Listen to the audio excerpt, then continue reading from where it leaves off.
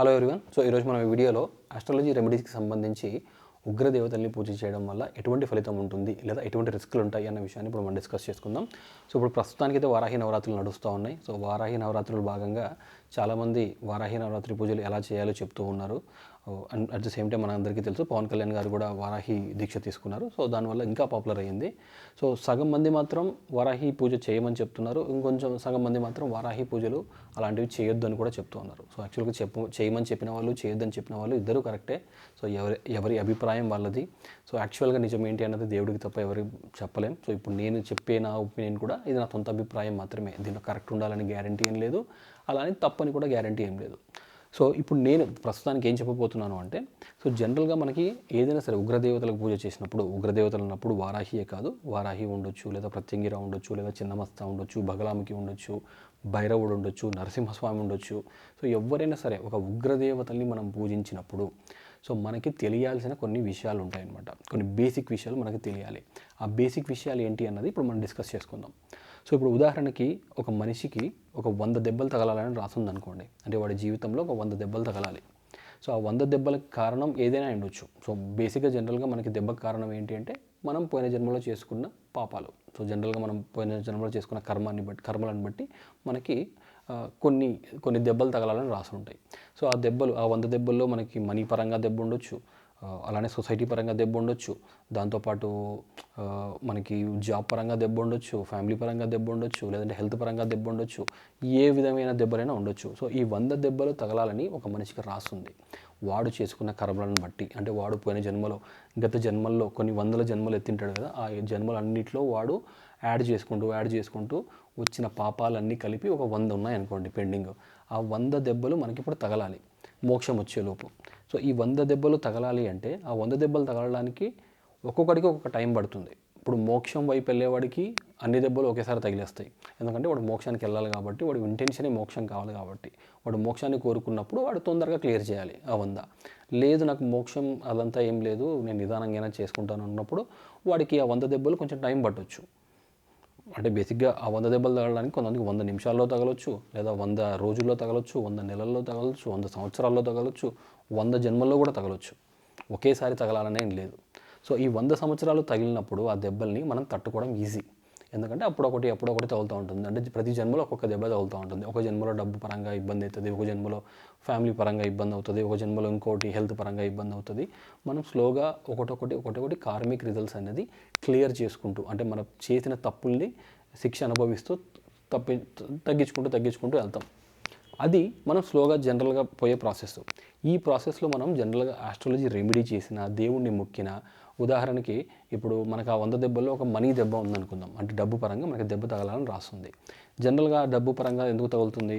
మనం పోయిన జన్మలో ఎవరికన్నా ఏదన్నా సరే డబ్బు పరంగా మోసం చేస్తేనో, లేదంటే ఒకటి దగ్గర మనం ఏదన్నా సరే దొంగతనం చేస్తేనో, లేకపోతే సమాజంలో ఏదైనా డబ్బు కొట్టేస్తేనో మనకి దాన్ని ఇప్పుడు మనం రీపే చేయాలి. అది కూడా ఎలా ఉంటుంది? లాస్ట్ జన్మలో మనం ఒక 100 రూపాయలు మోసం చేస్తే ఆ జన్మలో 100 రూపాయలు ఈ జన్మకు వచ్చేసరికి అది 10 లక్షలు, 20 లక్షలు, 50 లక్షలు ఇది కూర్చుంటుంది. ఎందుకంటే వాల్యూ పెరిగింది కాబట్టి. సో ఇప్పుడు మనం ఎప్పుడో 100 రూపాయలు సమాజంలో కొట్టేసింది ఇప్పుడు ఒక 50 లక్షలు మనం రీపే చేయాల్సి వస్తుంది, లేదా 10 లక్షలు రీపే చేయాల్సి వస్తుంది. అంటే మనం సమాజానికి 10 లక్షలు ఇవ్వాల్సి వస్తుంది. సో ఆ సమాజానికి 10 లక్షలు మనం ఎలా ఇస్తాం? ఒకేసారి ఇస్తే మనకి హెవీ అనిపిస్తుంది. అలా కాకుండా మనం ఈ జన్మ మొత్తం సంవత్సరానికి ఒక 1,00,000 రూపాయలు అనుకోండి, అది 10 సంవత్సరాల్లో అయిపోతుంది. లేదు సంవత్సరానికి ఒక 10,000 అనుకోండి, అది 100 సంవత్సరాల్లో అయిపోతుంది. సో సంవత్సరానికి మనకి 10,000 నష్టం వచ్చింది అనుకోండి, అది మనకు కనపడదు. అంటే మనకి ఎలాగో మనం ఆ కర్మ క్లియర్ చేయాల్సిందే, దాంట్లో డౌటే లేదు. ఎవడైనా సరే డబ్బులు పోగొట్టుకోవాలి అని రాసుంటే ఖచ్చితంగా పోతాయి. కానీ అది ఎట్లా పోతాయి? వెంటనే పోతాయా లేదా స్లోగా పోతాయా అన్నది మనం పూజలు చేసేదాన్ని బట్టి, మనం కోరుకునే కోరికలని బట్టి జరుగుతూ ఉంటుంది. సో ఇప్పుడు మనం సాత్వికమైన దేవుళ్ళని, ఫర్ ఎగ్జాంపుల్ ఇప్పుడు లక్ష్మీమాతని లేదా కుబేరుణ్ణి పూజించామనుకోండి. అలా ఉన్నప్పుడు మనకేమవుతుందంటే ఈ 10 లక్షలు పోవడం మాత్రం గ్యారంటీ, దానికి దేవుడు ఏం తప్పించాడు. కాకపోతే మనం 10 లక్షలు పోయినా తట్టుకునే స్ట్రెంత్ని దేవుడు ఇస్తాడు. అంటే మనకి డబ్బు పెంచాడు అనుకోండి. ఫర్ ఎగ్జాంపుల్ ఇప్పుడు మనకు 1 కోటి రూపాయలు ఆస్తి వచ్చిందనుకోండి, లేదంటే 1 కోటి రూపాయలు ఏదన్నా సంపాదించామనుకోండి, ఒక 10 లక్షలు పోయినా మనం పెద్దగా బాధపడం. కానీ పోవాల్సింది మాత్రం ఖచ్చితంగా పోయి తీరుతుంది. మనం కష్టపడి 1 కోటి రూపాయలు సంపాదిస్తే బెటర్. అప్పుడు మనం ఒక 10 లక్షలు పోయినా మనకేం కనిపించదు అనమాట ఈ ఈ ఈ ప్రాసెస్లో. అది ఎప్పుడు మనం సాత్వికమైన దేవుళ్ళని పూజించినప్పుడు మనకి వాళ్ళు గైడ్ చేసినప్పుడు మనకి అంటే స్లోగా మనని ఈ కష్టాల్లో నుంచో లేకపోతే ఈ కర్మలోంచో మనని తప్పించుకునేలా చేస్తారు. తప్పించుకోవడం అంటూ కాదు, దాన్ని మనం హ్యాండిల్ చేసేలా చేస్తారనమాట. అంటే మనకు ఒక గురువుగా గైడ్ చేస్తారు. అదే మనం ఉగ్రదేవతలతో పెట్టుకున్నాం అనుకోండి, ఫర్ ఎగ్జాంపుల్ వారాహి దేవతను లేకపోతే ఎవరినో పూజించాం. సో ఈ డబ్బు మనకి లాస్ ఉంది అని తెలిసినప్పుడు, మన జాతకంలో డబ్బు పోవాలని ఉందని తెలిసినప్పుడు మనం వారాహి పూజ చేసినాం అనుకోండి. వారాహి పూజ చేసినప్పుడు ఏమవుతుంది, వారాహి దేవత అన్నది ఉగ్రమైన దేవత కాబట్టి చాలా ఫాస్ట్గా స్పీడ్గా రిజల్ట్ ఇస్తారు. కాబట్టి అప్పుడు మనకి ఈ 100 దెబ్బలు ఏదైతే మనం 100 దెబ్బలు అనుకున్నామో అది మనకి 100 జన్మల్లో అనుభవించాల్సిన దెబ్బ ఒకేసారి వచ్చేస్తుంది అనమాట. అంటే ఒకేసారి పడిపోతుంది. అంటే అదే టైంలో మనం వారాహి పూజ స్టార్ట్ చేయగానే మనకి డబ్బు సమస్యలు, మనకి ఏదైనా పెండింగ్ ఉంటే, అంటే మనం ఆల్రెడీ డబ్బు పరంగా ఏదైనా మోసం చేసి ఉంటే ఆ కర్మ క్లియర్ చేయాలనుకుంటే అది వెంటనే వచ్చేస్తుంది. తర్వాత ఎంప్లాయ్మెంట్, ఏవైనా సరే మనం ఏవైతే మనం పాపాలు చేసి ఉన్నామో ఆ పాపానికి ఫలితాలు ఏవైతే అనుభవించాలో అవి స్పీడ్గా అనుభవించాల్సి వస్తుంది. ఎందుకు అంటే ఉగ్రదేవతలు కాబట్టి. సో ఉగ్రదేవతలు మనం చేసిన తప్పులకి శిక్షలు కూడా చాలా ఫాస్ట్గా ఇచ్చి మన కర్మని క్లియర్ చేస్తారు. అంటే ఇక్కడ వాళ్ళు మనని నెగిటివ్గా ఏం చూడరు, అంటే మనని నెగిటివ్గా ఏం చేయరు, మనని ఏదో ఇబ్బంది పెట్టాలని కాదు, మన యొక్క కర్మలు ఏవైతే ఉన్నాయో అవి ఫాస్ట్గా క్లియర్ చేయడానికి హెల్ప్ చేస్తారనమాట. సో ఇలాంటి పూజలు కానీ ఇలాంటివి కానీ ఎవరికి పనిచేస్తాయి అంటే పూర్తిగా ధర్మంగా ఉన్న వాళ్ళకి. అంటే ధర్మాన్ని తప్పను, ఇంకా నేను ధర్మంగానే ఉంటాను, పోయిన జన్మలో ఏ పాపం చేసామో మనకి తెలియదు, ఎలాగో మనకు తెలియదు, అట్లీస్ట్ ఇప్పుడైతే ధర్మంగా ఉంటాను, పూర్తిగా ధర్మంగా ఉంటాను అన్నప్పుడు అది ఒకటి మెయిన్. తర్వాత కోరిక ఏది లేకుండా పూజ చేసిన వాళ్ళకి పెద్దగా ఎఫెక్ట్ ఉండకపోవచ్చు, ఎఫెక్ట్ ఉండదు కూడా. అదే మనం కోరికతో చేసినాం అనుకోండి, మనకి ఇందాక చెప్పినట్టు ఏవైతే మన కర్మలు ఉన్నాయో, మనకి 100 దెబ్బలు తగలాలని ఉదాహరణకు ఉందో ఆ 100 దెబ్బలు 100 రోజుల్లోనో లేకపోతే 100 జన్మల్లోనో కాకుండా ఒకే రోజు వచ్చి పడతాయి. అలా వచ్చి క్లియర్ అయినాక మనం ఏదైతే కోరుకున్నామో ఆ కోరిక అన్నది మనకు వస్తుందన్నమాట, అది తీరుతుంది. అంటే ఏ కోరిక అయితే తీరాలో దానికి ఏవైతే మనకి పెండింగ్ ఉన్నాయో ఆ కర్మలు క్లియర్ చేసేంత వరకు దేవుడు ఎలాగో వదిలిపెట్టడు. దేవుడనే కాదు, అది విశ్వం అన్నది వదిలిపెట్టదు. సో ఆ కర్మ అన్నది క్లియర్ చేయడానికి మనం స్లోగా క్లియర్ చేసుకుంటామా లేదా ఫాస్ట్గా క్లియర్ చేసుకుంటామా అన్నది ఇక్కడ డెసిషన్. ఎవరైతే కర్మలు చాలా స్పీడ్గా క్లియర్ చేసుకోవాలి, నేను చేసిన పాపాలన్నీ నాకు పూర్తిగా క్లియర్ అయిపోవాలి అనే వాళ్ళకి ఈ పూజలు అన్నవి చాలా వరకు హెల్ప్ అవుతాయి. కానీ అలానే వాళ్ళు ఏదైతే పోయిన జన్మలో పాపాలు చేసి ఉంటారో ఆ పాపాలకి ఫలితాన్ని తొందరగా శిక్ష అనుభవించడానికి కూడా రెడీగా ఉండాలి, తొందరగా క్లియర్ చేయడానికి రెడీగా కూడా ఉండాలి. అలా రెడీగా ఉన్న వాళ్ళు ఏదైనా కోరుకోవచ్చు.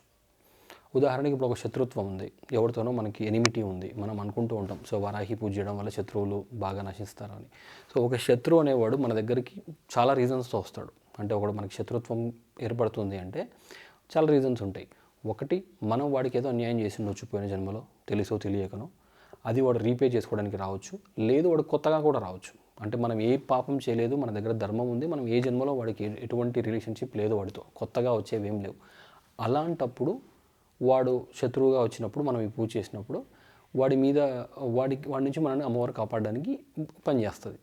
అలా కాకుండా మనం వాడికి ఆల్రెడీ అన్యాయం చేసి ఉంటే వాడు దాన్ని రీపే చేసుకోవడానికి దానివల్ల వాడు బ్యాక్ వస్తూ ఉంటే ఇప్పుడు మనం అమ్మవారు పూజ చేస్తే ఫస్ట్ దెబ్బ మనకి తగులుతుంది. ఎందుకంటే మనం తప్పు చేసాం కాబట్టి, పోయిన జన్మలో మనం తప్పు చేసాం, ముందు మన తప్పు క్లియర్ అవ్వాలి కాబట్టి ముందు మనకి నష్టం జరిగి ఆ తర్వాత అక్కడ నుంచి అవతల అంటే ఎవరైతే మన శత్రువుని అనుకుంటాం కదా వాడికి ఆటోమేటిక్గా మనకి దెబ్బ తగులుతుంది కాబట్టి వాళ్ళలో ఉన్న శత్రుత్వం అనేది నశిస్తుంది అనమాట. వాడు సాటిస్ఫై అవుతాడు, నశిస్తుంది. ఎలాగో శత్రువు నశిస్తాడు.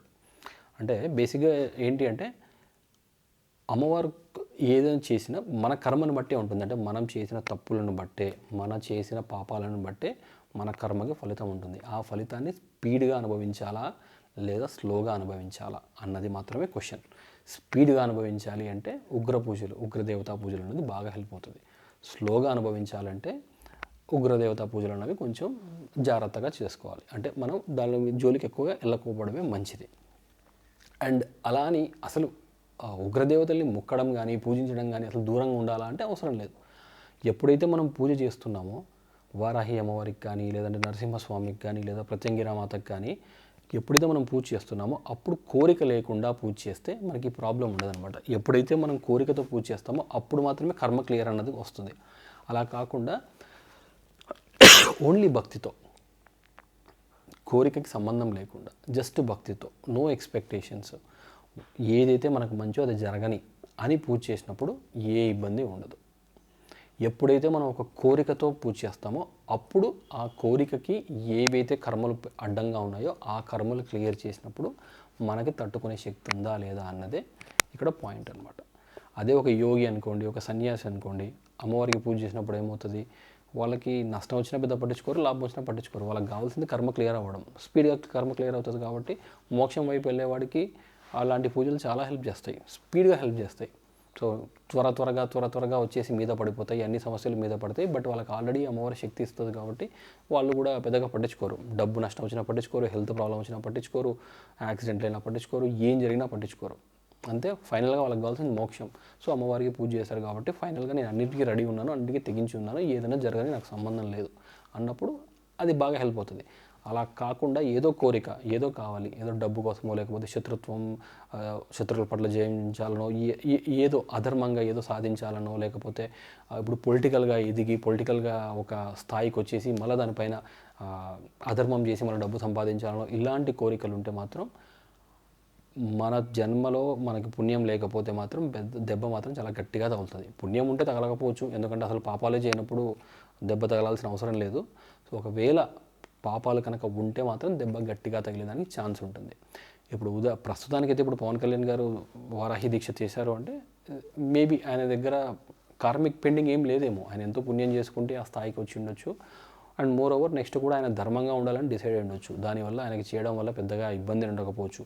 అలా కాకుండా మిగతా వాళ్ళు కూడా అదే పని చేసి అధర్మంగా ఉండాలి అనుకుంటే మాత్రం ఎఫెక్ట్ చాలా గట్టిగా ఉంటుంది. ఆ గట్టిగా ఉండే ఎఫెక్ట్ కూడా అమ్మవారి వల్ల కాదు, మనకున్న కర్మల వల్ల. మన కర్మలు మనకు ఫాస్ట్గా కొడతాయి. ఫాస్ట్గా కొట్టినప్పుడు మనం తట్టుకోవడం చాలా కష్టం అనమాట. సో ఎప్పుడైనా సరే ఇందాక చెప్పిన ఉదాహరణ ప్రకారం 100 దెబ్బలు తగలాలనుకున్నప్పుడు ఆ దెబ్బలు స్లోగా తగిలితే మనకు కనపడదు. ఎప్పుడో సంవత్సరానికి ఒకటో లేకపోతే 10 సంవత్సరాలకు ఒకటో దెబ్బ తగిలితే కనపడదు. అదే అన్ని దెబ్బలు ఒకేసారి పడ్డాయి అనుకోండి మనిషి మీద, తట్టుకోలేము, ఆ శక్తి మనకు ఉండదన్నమాట. సో దానివల్లే మనకి ఉగ్ర పూజల్లో కొంచెం ఆస్ట్రాలజీ రెమెడీస్లో ఉగ్ర పూజలు అనేవి చాలా రిస్కీ, చాలా dangerous and at the same time చాలా ఎఫెక్టివ్ కూడా. సో ఎఫెక్టివ్ అయితే ఖచ్చితంగా ఎఫెక్టివే, బట్ మన యొక్క కార్మిక్ ఎలా ఉందో తెలియదు కాబట్టి సో మనం చేసే పూజ ఎలా ఉండాలంటే ఇంటెన్షన్ ప్రకారం ఓన్లీ భక్తి కోసమే, ఓన్లీ గైడెన్స్ కోసమే. ఒకవేళ పూజ చేసినా అది పని మన కోరిక తీరకపోయినా పర్లేదు, బట్ నేను పూజ చేస్తాను అన్నప్పుడు చేసుకోవచ్చు, ఏం తప్పేం లేదు. ఎందుకంటే భగవంతుడు కాబట్టి పూజ ఎప్పుడైనా సరే హెల్ప్ అవుతుంది, దాంట్లో ఏమీ నష్టమే ఉండదు. బట్ కోరికలతో మాత్రం ఉగ్రదేవతలకు పూజలు చేస్తే ఈ రిస్క్ అయితే ఉంటుంది అన్నది నా సొంత అభిప్రాయం.